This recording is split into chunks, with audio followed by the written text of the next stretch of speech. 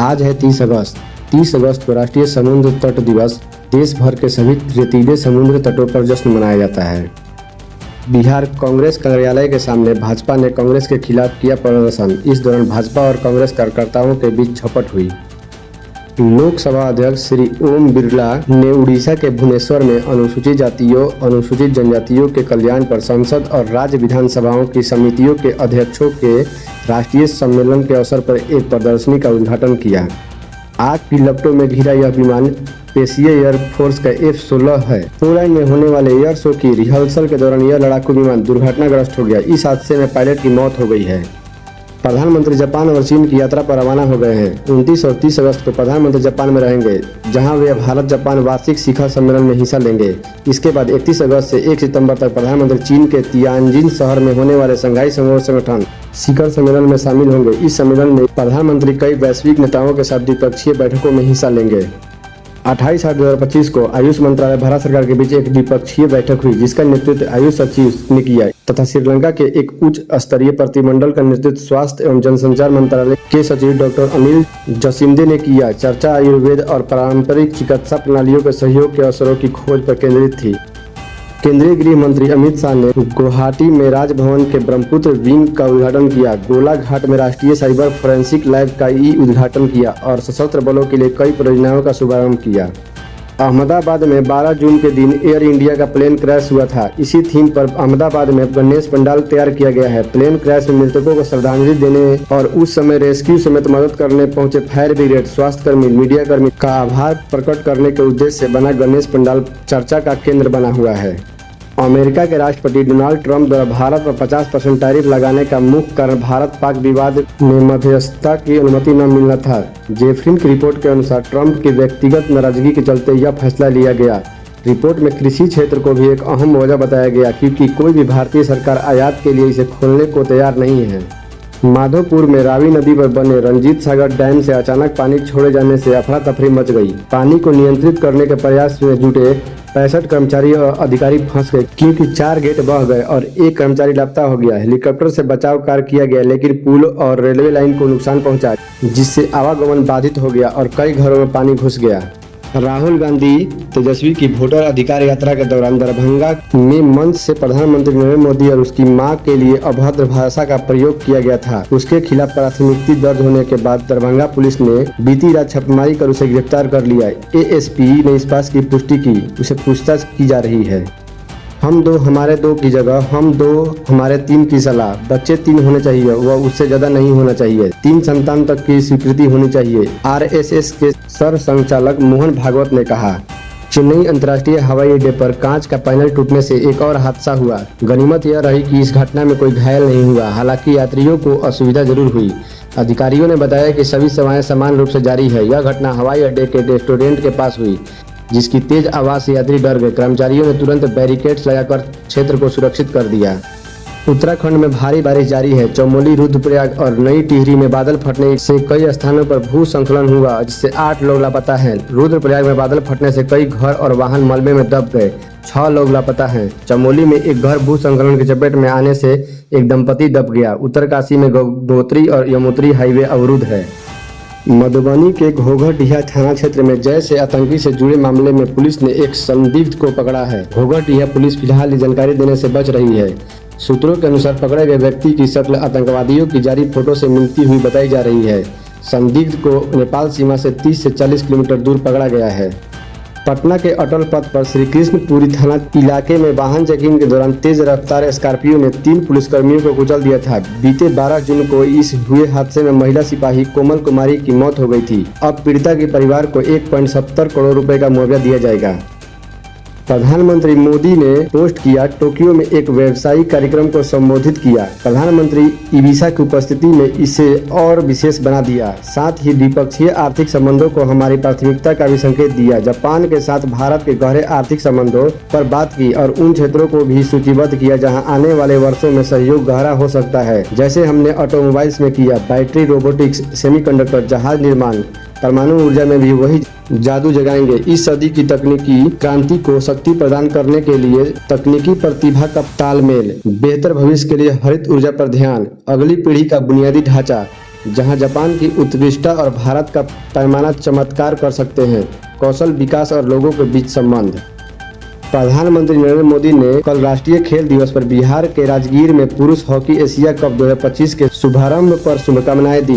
केंद्रीय युवा मामले एवं खेल तथा श्रम एवं रोजगार मंत्री डॉक्टर मनसुख मंडाविया ने सोमवार को यहां हॉकी पुरुष एशिया कप 2025 का अनावरण किया, जिसमें टूर्नामेंट के संस्करण की उल्टी गिनती शुरू हो गई है, जिसका आयोजन 29 अगस्त से 7 सितंबर तक बिहार के राजगीर हॉकी स्टेडियम में किया जाएगा। नागपारा कॉलेज में डिजिटल शिक्षा को बढ़ावा, 250 छात्राओं को मिले लैपटॉप। डिजिटल शिक्षा को प्रोत्साहित करने के लिए नागपारा के एक कॉलेज में बड़ा कदम उठाया गया। यहां आयोजित कार्यक्रम में 250 छात्राओं को लैपटॉप वितरित किए गए। वितरण का कार्य एनसीसी कमांडिंग ऑफिसर ने किया। कॉलेज प्रशासन का कहना है कि यह पहल छात्राओं को तकनीक से जोड़कर उनकी पढ़ाई को और सशक्त बनाएगी। छात्राओं ने इसे अपने भविष्य के लिए लाभकारी बताया। ग्रामीण क्षेत्र में शिक्षा की गुणवत्ता और अवसर बढ़ाने की दिशा में इसे अहम कदम माना जा रहा है। आईएमएफ के नए एग्जीक्यूटिव डायरेक्टर बने doctor Urjit Patel. London, Oxford, Yale तक फैली है पढ़ाई। भारत सरकार के पूर्व RRB governor doctor Urjit Patel को अंतर्राष्ट्रीय मुद्रा कोष आईएमएफ में भारत का नया एग्जीक्यूटिव डायरेक्टर नियुक्त किया गया है। यह कार्यकाल 3 साल का होगा। डॉक्टर उर्जित पटेल की शैक्षणिक यात्रा बेहद प्रभावशाली रही है। उन्होंने लंदन स्कूल ऑफ इकोनॉमिक्स से स्नातक, ऑक्सफोर्ड यूनिवर्सिटी से एलएम और येल यूनिवर्सिटी से पीएचडी की है। पहले भी डॉक्टर उर्जित पटेल 1990 से 1995 तक आईएमएफ में बतौर अर्थशास्त्री कार्य कर चुके हैं। उनकी यह वापसी शैक्षणिक स्तर पर भारत की आर्थिक नीति और प्रतिनिधित्व को मजबूती देने वाली मानी जा रही है। बिहार शिक्षा विभाग का नया निर्देश, स्कूली गतिविधियों के साथ भेजनी होगी शिक्षकों की तस्वीरें। बिहार शिक्षा विभाग ने स्कूलों के लिए नया आदेश जारी किया है। अब से किसी भी स्कूल गतिविधियां, कार्यक्रम की रिपोर्ट भेजते समय शिक्षकों की तस्वीरें भी अनिवार्य रूप से शामिल करनी होगी। विभाग का कहना है कि इससे शिक्षकों की सक्रिय भागीदारी की निगरानी हो सकेगी और शिक्षा व्यवस्था पर पारदर्शिता बढ़ेगी। यह कदम शिक्षा की गुणवत्ता सुधारने और स्कूल में जवाबदेही सुनिश्चित करने की दिशा में अहम माना जा रहा है।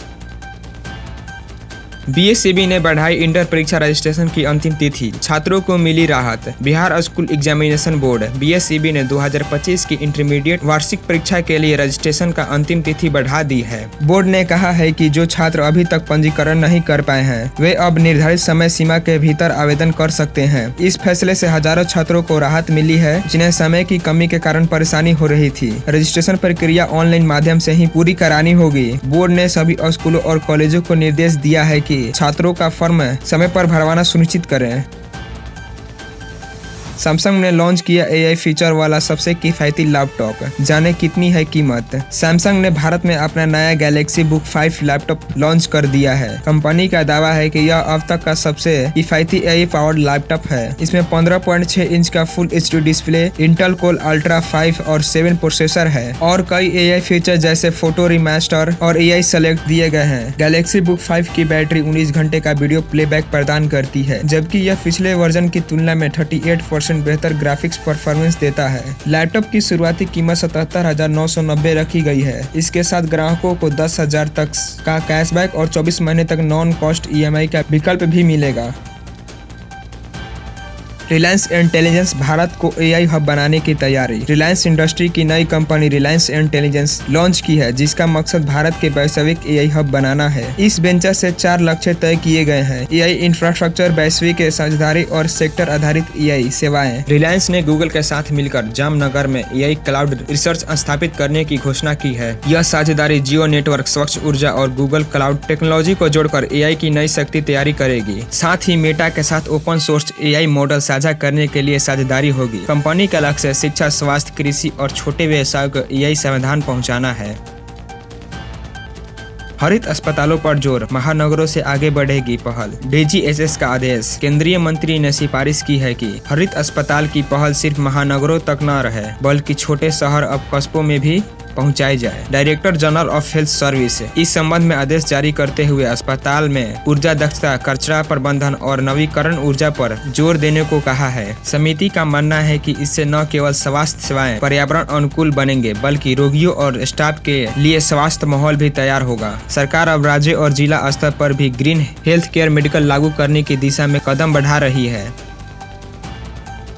इंदौर से लापता श्रद्धा तिवारी 5 दिन बाद लौटी। मंदसौर में रचाई शादी। इंदौर से 23 अगस्त को लापता हुई कॉलेज छात्रा श्रद्धा तिवारी शुक्रवार सुबह अपने पति योगी के साथ थाने पहुंची। घर वालों की डांट से नाराज होकर घर छोड़ने वाली श्रद्धा पहले तो सार्थक गहलोत से मिलने गई थी, लेकिन उसके न आने पर गुस्सा से चली गई। रास्ते में परिचित करण मिला और दोनों ने मंदसौर के एक मंदिर में शादी कर ली। श्रद्धा के पिता ने आरोप लगाया कि बेटी को फंसाया गया है और गहन जांच की मांग की है। उन्होंने कहा है कि यदि बेटी 10 दिन बाद भी शादी करना चाहे तो वे धूमधाम से करेंगे। पुलिस ने अब श्रद्धा और योगी करण दोनों से पूछताछ कर रही है।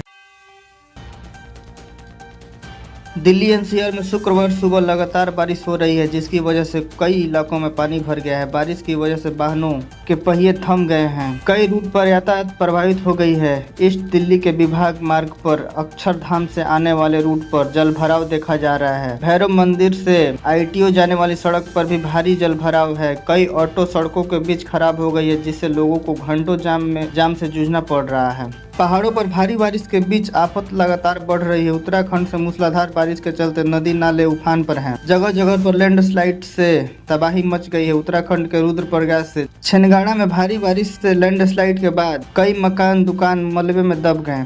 पटना में आज मौसम बदलने का आसार है। कई इलाकों में बादल छाए रहेंगे, बूंदाबूंदी हो सकती है। पानी पूर्णिया, कटिहार और किशनगंज में भारी बारिश से चेतावनी जारी की गई है। बीते 24 घंटों में दरभंगा के जिलों में सबसे ज्यादा बारिश हुई है। पटना सहित कई जिलों में तापमान गिरावट दर्ज की गई है। इंडोनेशिया ने भारत से मूंगफली के आयात पर लगाई अस्थायी रोक। इंडोनेशिया क्वारंटाइन अथॉरिटी ने भारत से ग्राउंड यानी मूंगफली के इंपोर्ट पर 27 अगस्त 2025 से अस्थायी रूप से रोक लगा दी है। इस कदम का कारण नॉन कॉम्प्लायंस नोटिफिकेशन है, जिसका मतलब है भारत से भेजी गई मूंगफली में कुछ जरूरी नियमों का क्वालिटी स्टैंडर्ड का पालन नहीं किया गया है। मिट्टी की उत्पादकता क्षमता को बढ़ाने के लिए ऑर्गेनिक कार्बन का आवश्यक तत्व है, लेकिन इंसानी गलतियों के बढ़ने और केमिकल युक्त खाद के इस्तेमाल से मिट्टी में ऑर्गेनिक कार्बन के स्तर लगातार गिरावट दर्ज की जा रही है। जर्मनी के वैज्ञानिक ने अपने अध्ययन में पाया कि बढ़ती इंसान गतिविधियों के चलते प्राकृतिक तौर पर मिट्टी में मौजूद कार्बन भंडार लगभग 24% तक घट गया। बिग बॉस 19 शुरू हो चुका है और लोगों को ये सीजन पसंद आने लगा है। अब शो को पहला कैप्टन मिल गया है। गुरुवार को बिग बॉस के कैप्टन के लिए हाउस कैप्टन की से जहां गौरव खन्ना बाहर हो गए हैं। शो के आखिरी में जो 3 कंटेस्टेंट कैप्टेंसी के लिए बचे थे, अश्नूर कौर, अभिषेक बजाज और कुनिका सदाना।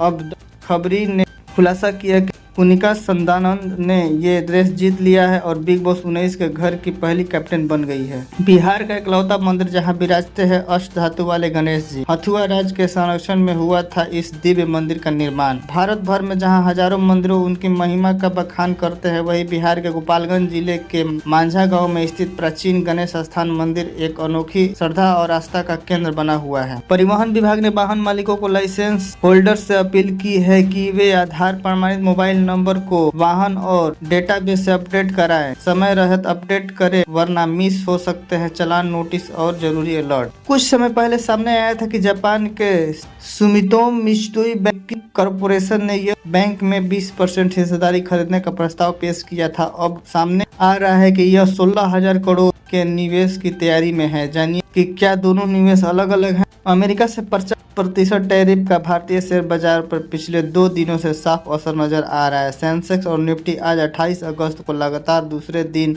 भारी गिरावट के साथ बंद हुआ है। सेंसेक्स आज 706 अंक घटकर 80,080 पर बंद हुआ। वहीं निफ्टी 221 अंक को गोता लगाकर यह 24,500 के स्तर पर बंद हुआ। पिछले 2 दिन में सेंसेक्स 1500 अंक से ज्यादा टूट चुका है। फौरन चेंज कर दो अपना जीमेल पासवर्ड। गूगल ने 2.5 अरब यूजर्स को दी चेतावनी। गूगल ने 2.5 जीमेल यूजर्स को सेल्फोर्स डेटाबेस हैक और फिशिंग अटैक्स के बाद सुरक्षा अलर्ट जारी किया है। लाखों अकाउंट्स खतरे में है, इसलिए तुरंत पासवर्ड बदलने और 2 फैक्टर ऑथेंटिकेशन इनेबल करने की सलाह दी गई है। एग्री स्टार्टअप के लिए मिलेंगे 25 लाख तक फंड। 15 सितंबर तक कर सकते हैं ऑनलाइन आवेदन। उत्तराखंड के कृषि आधारित स्टार्टअप को पंख लगेगा। उनको आईआईएम 5 से 25 लाख तक आर्थिक मदद करेगा।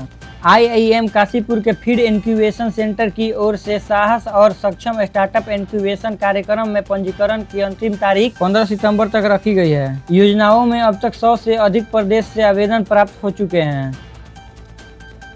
जापान में गूंजा मोदी विजन, टैलेंट और टेक ही बदलेंगे। दुनिया जापान के 2 दिवसीय दौरे पर पहुंचे प्रधानमंत्री नरेंद्र मोदी ने भारत जापान साझेदारी को और मजबूत बनाने पर जोर दिया। उन्होंने टोक्यो में आयोजित भारत जापान इकोनॉमिक फोरम को संबोधित करते हुए कहा कि जापान जहां एक टेक्नोलॉजी पावर हाउस है, वही भारत टैलेंट पावर हाउस है। मोदी ने कहा कि यदि दोनों देश मिलकर काम करें तो टेक्नोलॉजी और इनोवेशन के क्षेत्र में पूरी दुनिया का नेतृत्व कर सकते हैं। इस दौरान उन्होंने जापानी कंपनियों और मैन्युफैक्चरिंग को भारत में निवेश करने का निमंत्रण दिया। कहा कि make in India for the world के तहत भारत पूरी दुनिया के लिए निर्माण केंद्र बन सकता है। सोशल मीडिया पर गंदे वीडियो का लिंक भेज वसूली का धंधा, पंजाब से हैदराबाद तक नेटवर्क। स्टेट साइबर पुलिस ने मीडिया पर अश्लील वीडियो का लिंक भेजकर पैसे मांगने वाले के खिलाफ मामला दर्ज किया है। आरोपी पापूराम मीना पठानकोट के निवासी हैं। साइबर सिक्योरिटी ब्यूरो हैदराबाद ने संदिग्ध सोशल मीडिया अकाउंट्स की पहचान की, जिसके बाद पंजाब पुलिस ने कार्रवाई की। आरोपी टेलीग्राम जैसे प्लेटफॉर्म पर अश्लील लिंक भेजकर यूपीआई के माध्यम से भुगतान मांगता था। शुभांशु शुक्ला की आज बेंगलुरु वापसी संभव, शर्मा की चाय की लिया लुत्फ, वैसे ब्लैक कॉफी के हैं शौकीन। अंतरिक्ष यात्री ग्रुप कैप्टन शुभांशु शुक्ला पत्नी कामना और बेटे कियांश के साथ नैमिषारण्य के अति विशिष्ट गेस्ट हाउस में ठहरे हैं। सूत्रों के अनुसार वे शुक्रवार को बेंगलुरु रवाना हो सकते हैं। सोना या चांदी खरीदने की सोच रहे हैं तो पहले ताजा भाव जान लीजिए। सोने के दाम में उछाल है, लेकिन चांदी की कीमतों में हालांकि गिरावट आई है। 22 कैरेट सोने का दाम 94,210, 24 कैरेट का भाव 1,02,760 रुपया और 18 कैरेट सोने का रेट 77,090 रुपया पर ट्रेड कर रहे हैं। वही 1 किलो चांदी का रेट 1,19,900 रुपया चल रहा है। आज के दिन मेष, सिंह और धनु राशि वालों के लिए बेहद शुभ है। कैरियर में प्रगति और रुके हुए काम पूरे होने की संभावना है। ऋषभ और तुला राशि को आर्थिक मामलों में फायदा मिलेगा, निवेश से लाभ होगा और परिवार का साथ मिलेगा। मिथुन और कर्क राशि के जातकों को कार्यस्थल पर सफलता मिलेगी, लेकिन खर्चों पर ध्यान देने की जरूरत है। कन्या और मकर राशि वालों के लिए व्यवसाय और नौकरियां में उन्नति के योग, स्वास्थ्य का भी ख्याल रखना जरूरी होगा। वृश्चिक और कुंभ राशि के जातकों आज काम में व्यस्त रहेंगे, लेकिन दोस्तों और शुभचिंतकों का सहयोग मिलेगा। वही मीन राशि में जातकों के लिए आज का दिन प्रेम और रिश्तों के लिए अनुकूल है, मन प्रसन्न रहेगा। कुल मिलाकर आज का दिन कई राशियों के लिए प्रगति, लाभ और खुशियों के अवसर लेकर आया है।